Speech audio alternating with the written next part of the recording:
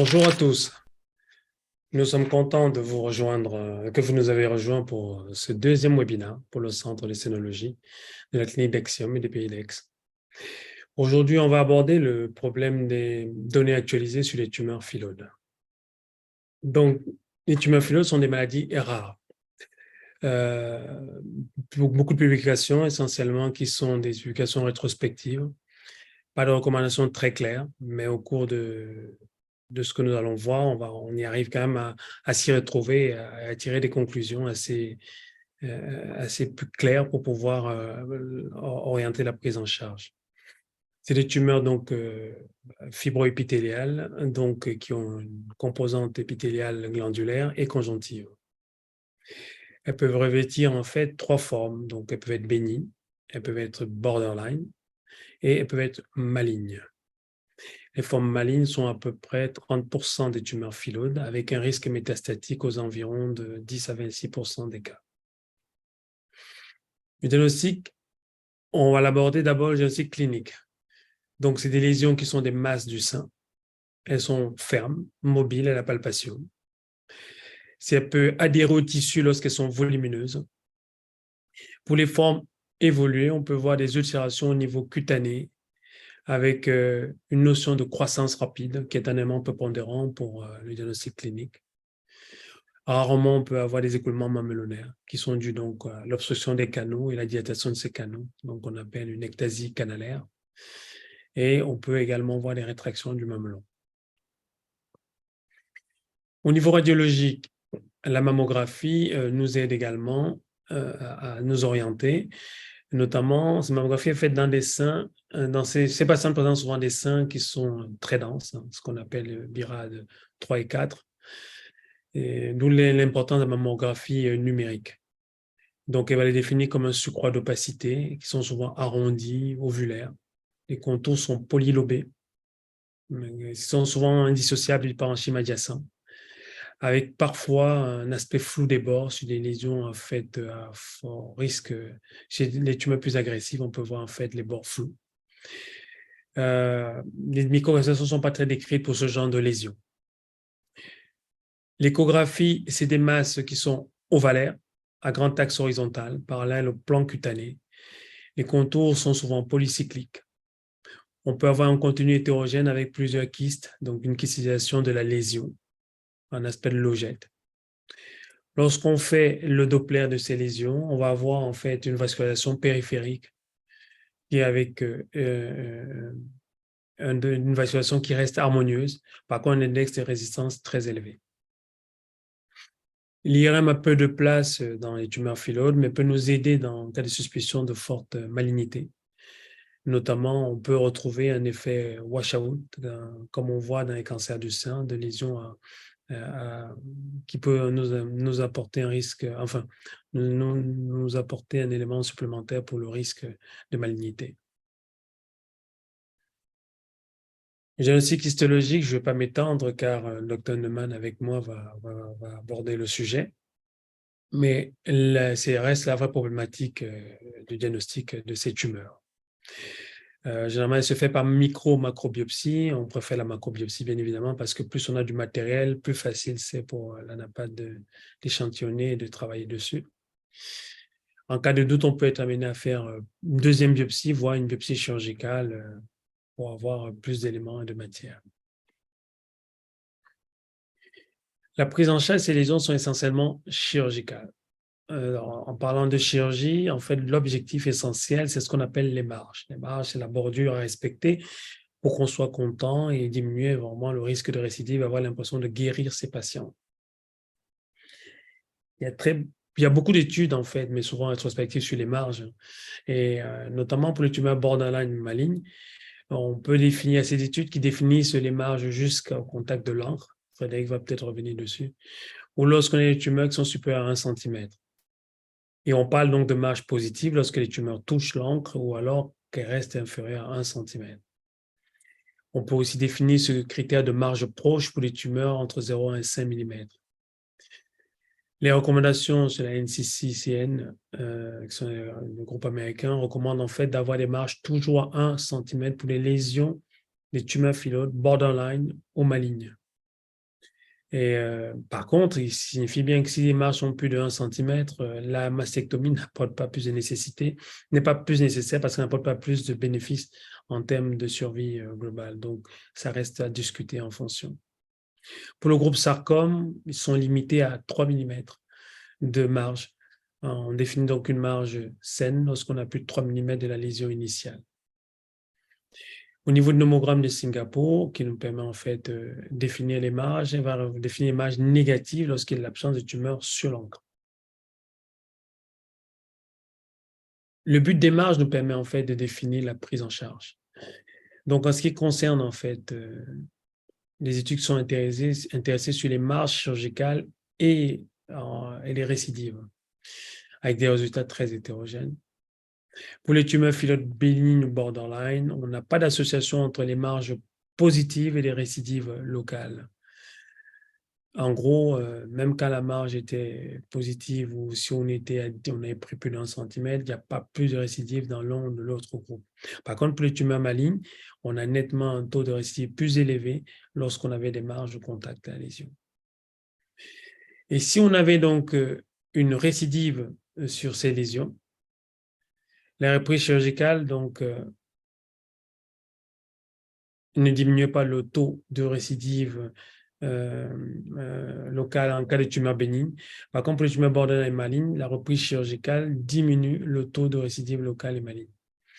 Donc aujourd'hui, la majorité des auteurs vont s'accorder donc sur le fait de dire que pour les tumeurs bénignes, les marges proches ou positives sont acceptables, sont acceptées, quoi. Mais que pour les tumeurs bénignes.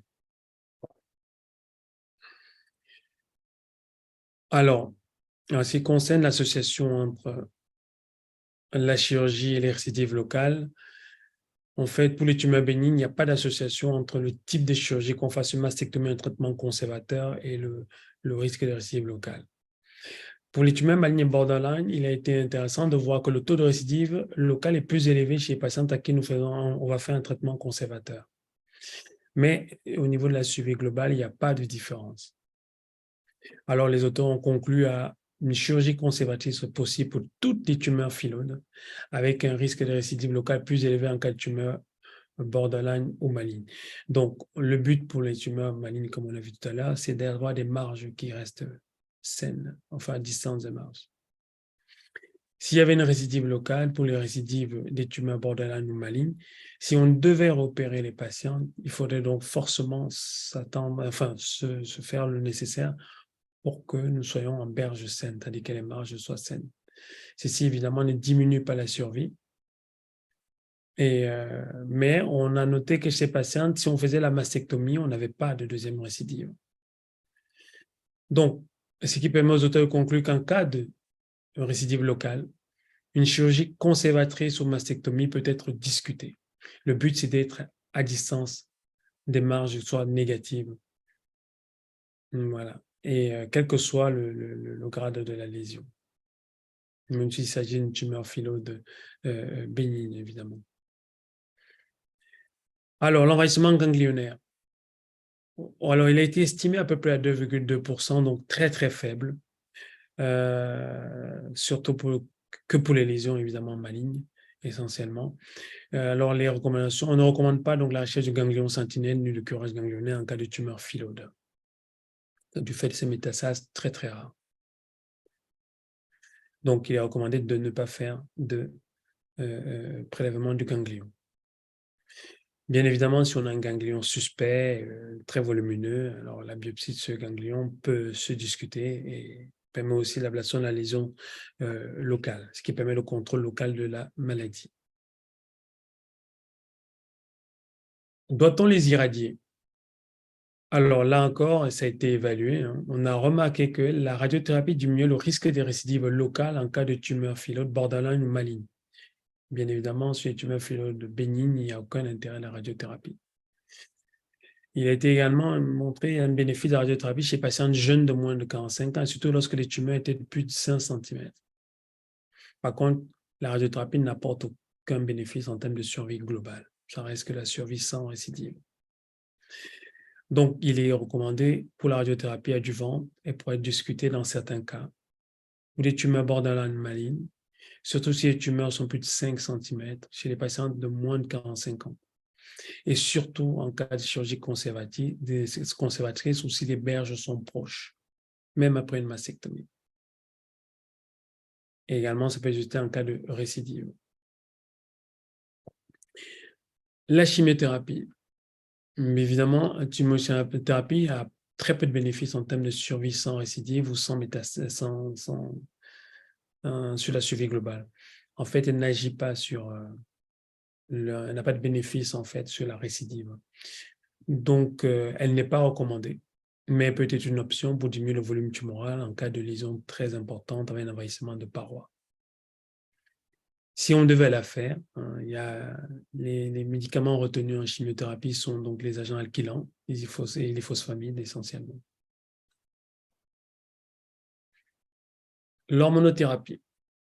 Ces tumeurs, évidemment, comme vous voyez, sont elles ont un récepteur positif de manière très importante. Donc, on a les récepteurs d'œstrogène à 58%, les récepteurs à progestérone 75%. Mais il n'y a démontré aucune efficacité en termes d'hormonothérapie sur l'évolution, le traitement ou alors la diminution de récidive dans les tumeurs phyllodes. Alors, certains groupes les ont utilisés chez les patients métastatiques sans bien évidemment un bénéfice, mais ceci reste encore à démontrer. Vu évidemment l'avènement des nouveaux médicaments en monothérapie qui sont en cours maintenant d'études. Comment surveille-t-on les patients? Donc, aujourd'hui, on n'a pas une donnée bien spécifique sur la surveillance, toujours à cause de ces études qui restent faibles à point pour nous apporter assez d'éléments sur ce sujet. Mais les tumeurs borderline et malignes, ils récidivent précocement. Donc, il a été décidé les 2 premières années de les surveiller les patients de manière un peu plus régulière. Pour les tumeurs bénignes, étant donné qu'elles peuvent récidiver très tardivement, on n'a pas vraiment manifestement, vu le risque en fait également sur la survie, on n'a pas décidé de recommandation particulière de les surveiller. Donc, elles sont prises en charge comme une tumeur d'un adénofibrome sans plus d'intérêt, quoi. Voilà, grosso modo, c'est un peu ce que j'avais à vous dire. S'il y avait quelque chose à retenir dans tout ce que j'ai dit, donc essentiellement, c'est que c'est des maladies rares, donc on en voit très très peu. On a un risque de récidive locale qui a augmenté avec le grade. Donc le grade va définir les lésions, comme va nous expliquer Frédéric, borderline ou maligne. Les risques métastatiques ne sont liés que à la forme maligne. Il y a des voies d'évolution, en fait. Les tumeurs phyllodes peuvent bien venir à partir d'un adénofibrome, comme elles peuvent avoir une voie spécifique de transformation de tumeurs phyllodes seules. La microbiopsie, on abordera ça tout à l'heure, mais le meilleur facteur pronostic pour ces tumeurs reste le grade. On est parfois limité au niveau de l'histologie, mais il saura nous expliquer ça tout à l'heure. Le topo à venir.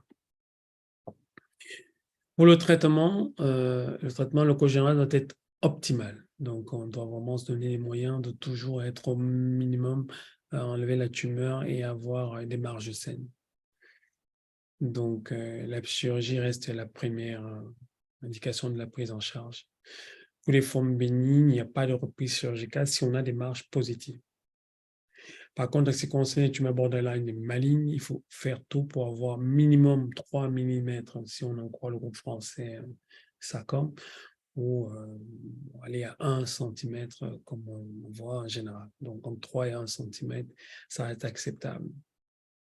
On peut bien évidemment faire une conservation. Et juste savoir que la mastectomie ne rapporte pas plus de survie, mais diminue le risque de récidive en cas de tumeur borderline ou maligne.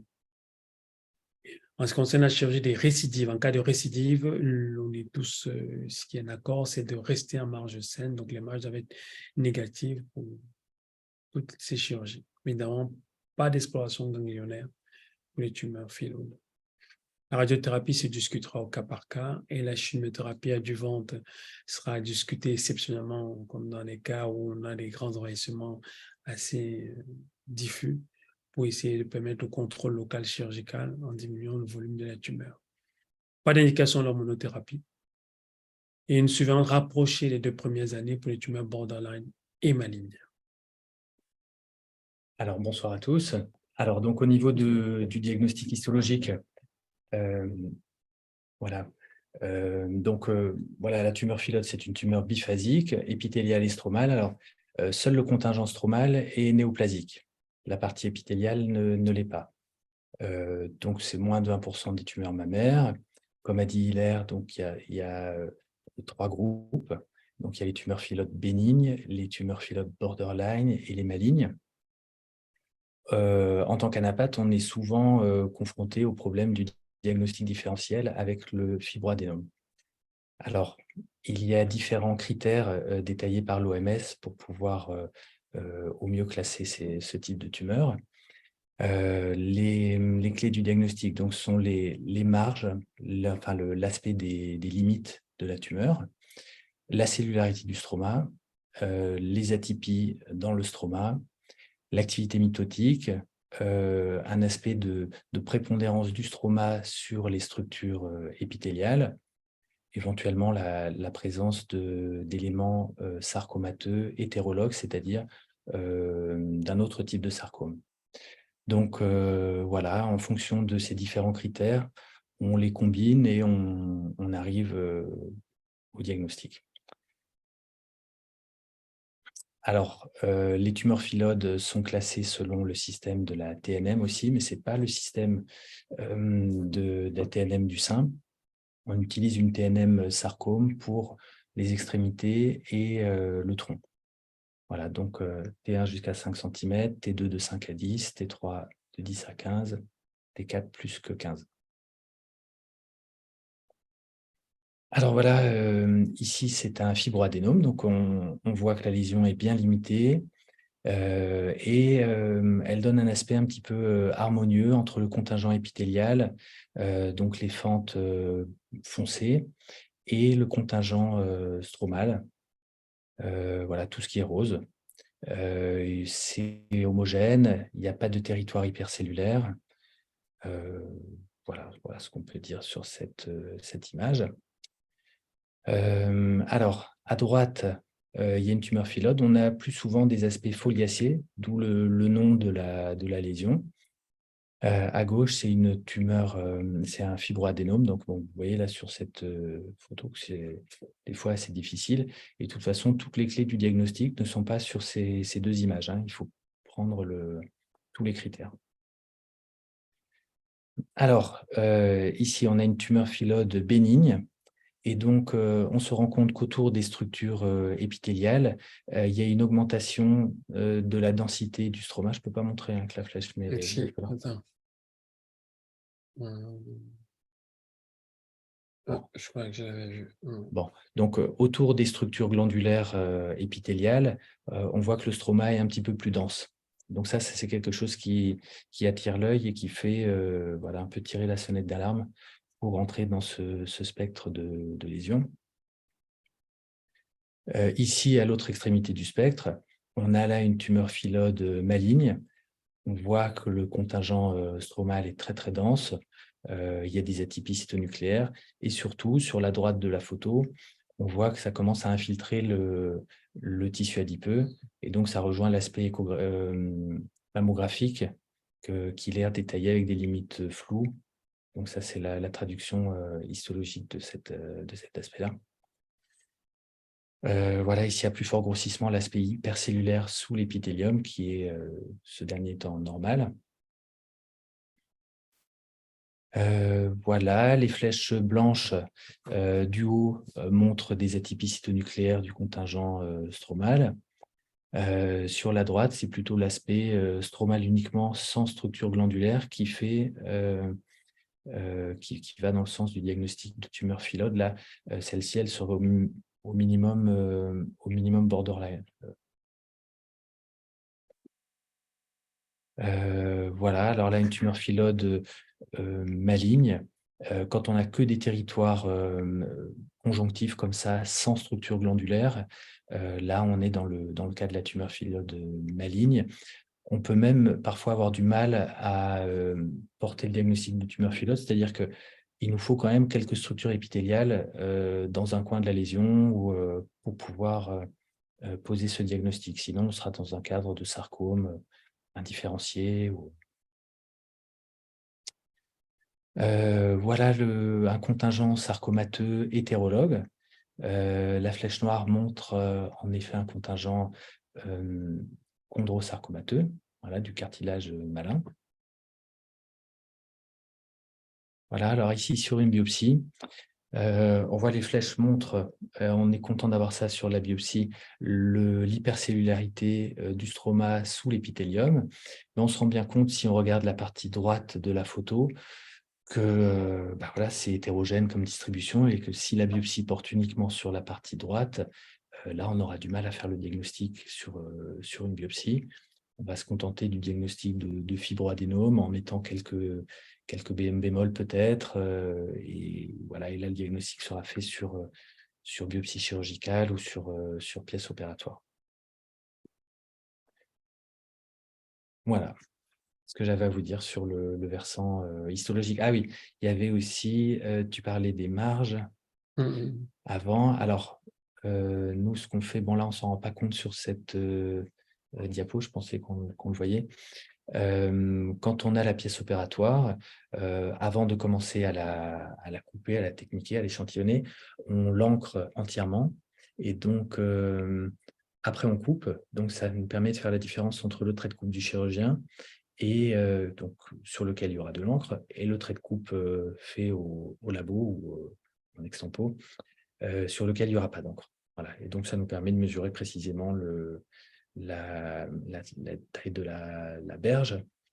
Voilà, sachant que souvent, c'est un diagnostic qui est fait de manière, du moins pour les tumeurs phyllodes bénignes ou borderline, c'est fait souvent sur pièce opératoire, sur des lésions qui sont opérées un petit peu comme des fibroadénomes. C'est un peu la découverte sur la pièce. Et donc, souvent, on n'a pas vraiment pas beaucoup de marge parce que c'est des lésions qui sont presque plus un peu énucléées que véritablement disséquées avec une marge.